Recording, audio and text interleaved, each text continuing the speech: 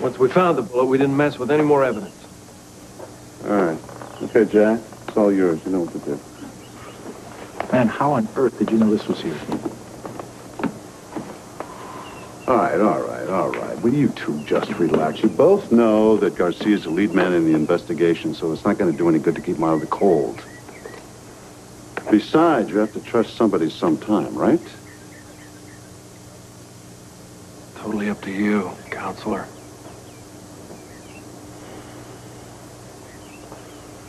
Well, the night my father died,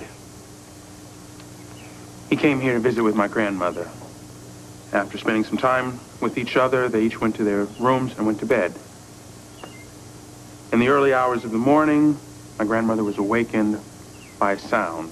Then she heard a gunshot. She came down here to investigate. She found her son dead on a bench underneath the tree. There was a gun in his hand. There was an entry wound in his head. There was blood on the tree and a gash in the tree. The bullet that killed my father was in that tree. This is the gun he was holding. It's a .38. It should check out registered to Bradley Ward sometime late 1973, early 74. But I'm not convinced that's the gun that killed him. Mary Mae was awakened by a sound, and then a gunshot. What was the sound that awakened her? Well, if I were a betting man, I'd say it was another gunshot. Another gunshot from another gun. Where has this gun been all these years? She hid it in the attic of this house. What about the body? She is the one that buried my father in the rose garden. Obstruction of justice, accessory after the fact, interfering with a criminal investigation. Yeah. But why would a woman risk all that to cover up her son's homicide?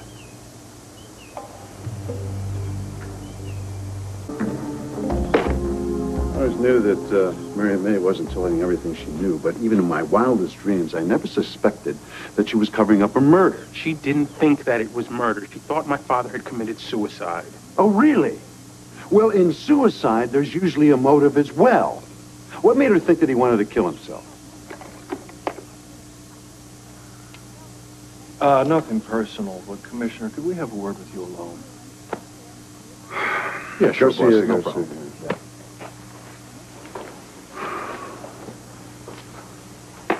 All right, why won't you trust my men? Are you kidding? I'm having enough trouble trusting you. Okay, look, here's the deal. Because we have to, we fill in the blanks for you. But we are counting on you to only expose those facts which are critical to this investigation. There's no reason for all of Port Charles to be in on this. All right, fair enough. My father was under some extreme pressure from some very familiar, very powerful names in this town. Quartermain, Boland, Smith. Yeah, I know, the airport project. And to make matters worse, there were a couple of extramarital affairs. Oh, you only told me about one, Elizabeth Jackson. Well, there was another one. Anyway, the information fell into the wrong hands. My father was being politically blackmailed. That's what he told her. And he was very distraught over the pain that it was going to cause his family and the loss of his career and his reputation. When Mary Mae found her son's body, she assumed that he had chosen that route out. When she buried the body in the rose garden, she was only trying to keep Bradley's secret. Now, I don't have any trouble with that. I don't blame her for a second. All right. And I probably wouldn't have had a choice a few years ago, but I'm happy to tell you that the statute of limitations on not reporting has expired. Oh, really? As if you didn't know that when you picked up the phone, Justice. On the other hand, Luke, you failed to turn over the gun, which is evidence in an ongoing investigation. What failed? You've got the gun. Yeah, but how long did you hold on to it? Oh, lighten up, Donnelly. I'm a busy man. Commissioner. Yeah. I've got it.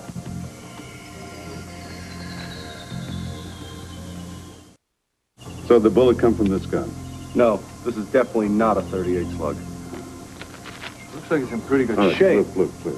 It is. But I'll know more once I get it back to the lab. All right, Garcia, get right on. I'll keep the gun all needed. Sure, boss. I'll get started with the paperwork. Right, See you okay. back at 10. Yeah. All right, Luke, you were right. 2 guns. Somebody killed him. Made it look like suicide. We have to break this to my grandmother. I know.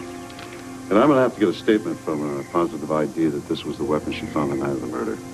Yeah, all right. Yeah. You know, I always thought that the more we found out, the easier it would get. I was dead wrong.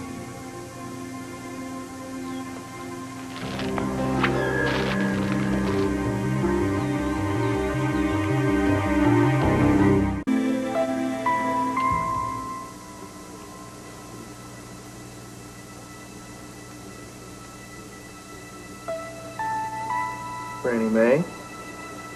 You all right?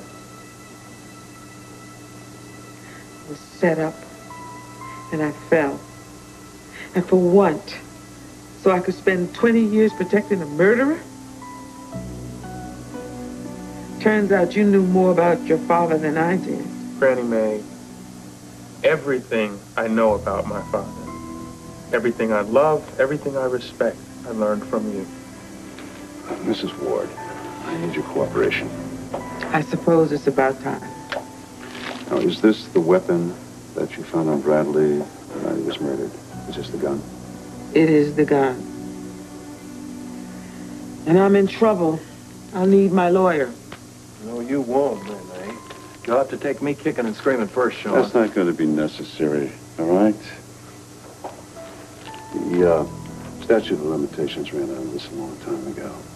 And for as long as you kept this secret, Mrs. Ward, I think you've received much more punishment than you have deserved. That's some relief. There's no reason for this to get around, is there, Commissioner? No, not at all. I see no reason to make Bradley's private life a public issue at this point. First of all, it's not necessary. Secondly, it'll only tip off the murderer or murderers that we're pursuing a blackmail angle. If they're still around. Oh, you better believe they're around, Justice. There's a stench in this town greater than toxic waste. I'm going to take this gun back to the lab, see what else we can come up with. Mrs. Ward, I'm terribly sorry. So am I, but I appreciate everything you've done. You're welcome. Justice? Commissioner. Donnelly, what's happened? You take mellow lessons?